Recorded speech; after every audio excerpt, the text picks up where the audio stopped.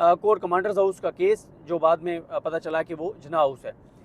तो उसमें क्योंकि आपको पता है कि 9 मई के गिर्द पाकिस्तान की पूरी सियासत घूम रही है, और यही बताया गया है कि क्योंकि 9 मई हुआ था तो इसलिए अवाम ने जो भी फैसला किया है कि इनको हम हुकूमत देना चाहते हैं, लेकिन क्योंकि उन्होंने 9 मई किया है तो लिहाजा इनको तो नहीं आने दिया जाएगा, और आने दिया जाएगा उनको जो इस वक्त 9 मई के ख़िलाफ़ खड़े हैं, यानी शरीफ ख़ानदान। और आपने मरीम नवाज़ साहब को सुना भी था कि वो अपनी इलेक्शन कैंपेन में मुसलसल मुतालबा करती रही कि PTI के साथ वो सलूक किया जाए जो दहशतगर्दों के साथ सलूक किया जाता है। और शहबाज शरीफ भी कहते हुए नज़र आए, ये सारे कहते हुए नज़र आए, और पूरा इनका कोई ये नहीं बयानिया था नून लीग का कि हम पाकिस्तान को आगे ले जाएंगे। इनका ये बयान नहीं था कि हम गैस और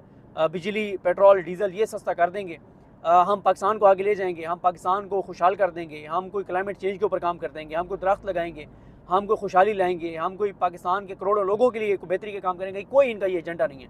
इनका एक ही एजेंडा था, और वो ये था कि 9 मई वालों को हम नहीं छोड़ेंगे, 9 मई वालों को ये कर देंगे, 9 मई वालों को वो कर देंगे, और इस एक चीज़ के ऊपर ये इन लोगों को जो है वो हुकूमत मिल गई। खैर, अब ये जज नवीद इकबाल का ये भी बता दूं कि जज नवीद इकबाल साहब वही हैं जिनके पास इमरान रियाज खान साहब को पेश किया गया था, और इन्होंने उनका रिमांड दिया। उसके बाद जब इमरान भाई को जिस्मानी रिमांड के बाद पेश किया गया, तो मैं आपको अपनी वीडियो में बता चुका हूँ कि इमरान भाई के केस में जो दलाइल दिए थे मियां अली इशफाक साहब ने और अजहर सदीक साहब ने, और उसके बाद ये कन्फर्म डिस्चार्जगी का केस था, उनको वहीं से घर भेजना चाहिए था, लेकिन जज साहब ने इमरान भाई को जुडिशल कर दिया। तो ये जज साहब जो हैं, ये एक भी फैसला आज़ादाना तौर पे 9 मई का हो या इमरान रियाज खान साहब का हो, ना वो कर सकते थे, ना उन्होंने कोई आज़ादाना तौर पे किया है। इसकी मैं आपको एक दलील दे देता हूँ। देखें, पिछले 9-10 माह में जिस भी जज ने आज़ादाना फ़ैसला किया है वो अपने ओहदे पर नहीं रहा। जैसे मैं आपको मिसाल दूँ, जज जवाद अब्बास साहब,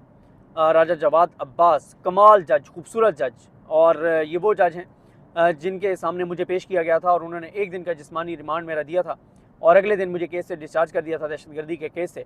और उस वक्त भी मैंने ये बात की थी, आज मैं दोबारा ये बात कहूँगा कि मेरे दोस्तों ने बहुत प्रोटेस्ट किया था और एतराज़ किया था कि जज साहब को पहले दिन ही मुझे मुकदमे से डिस्चार्ज कर देना चाहिए था और घर भेज देना चाहिए था। लेकिन मैंने बाद में आकर ये मुसलसल ये बात की कि उन्होंने बिल्कुल ठीक किया था। एक दिन का मेरा जिस्मानी रिमांड दिया था, पुलिस को कहा था कि कुछ निकाल के ला सकते हो तो निकाल लो, क्योंकि अगर वो जिस्मानी रिमांड मेरा ना देते और उस दिन मुकदमे से डिस्चार्ज कर देते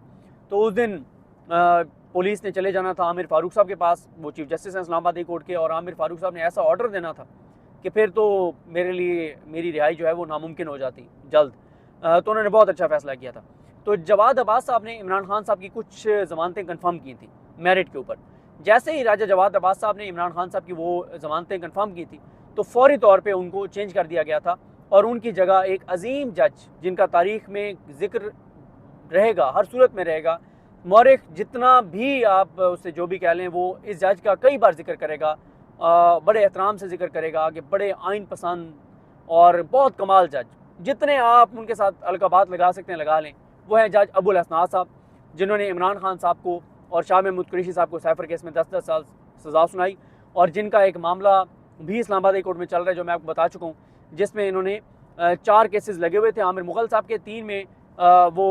निपटा दिए गए केसेस, और एक में उनकी ज़मानत खारिज कर दी और वो 2 नंबर उनकी पकड़ी गई है, और इस्लामाबाद हाई कोर्ट में उनके खिलाफ केस चल रहा है। तो वो बहुत बड़े जज हैं माशाल्लाह, अबुल हसनात ज़ुल्करनैन साहब, जिन्होंने उन्होंने साइफर का ट्रायल चलाया है कि दुनिया में उसकी मिसालें दी जाएंगी कि ये होता है ट्रायल, जिस तरह से उन्होंने ट्रायल चलाया।